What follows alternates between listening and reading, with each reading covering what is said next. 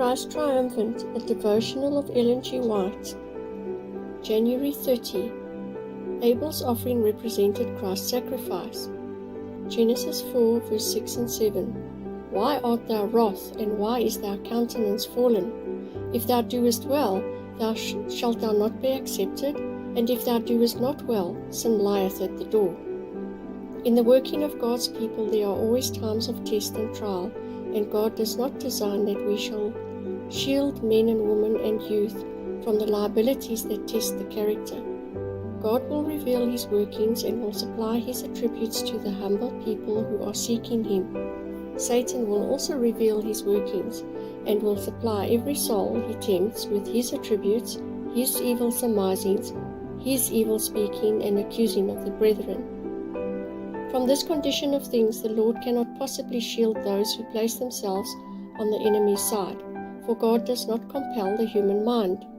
He gives His bright beams of light as a lamp to lead and guide all who will walk in the rays reflected from Him. That lamp, His word, is a light unto our feet. But if people disregard the path lighted by the heavenly beams and choose a path suited to their own natural hearts, they will stumble on in darkness, not knowing where they stumble or why.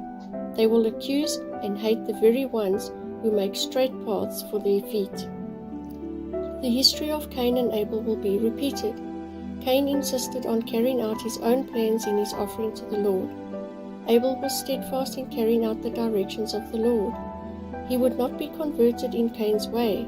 Although the offering of Cain was a very acceptable one, that which made the offering required at all, the blood of the slain lamb, was left out. There could be no harmony between the two brothers, and contention must come.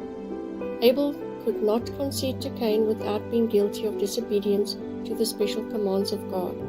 The Lord preferred the offering of Abel because it was correct.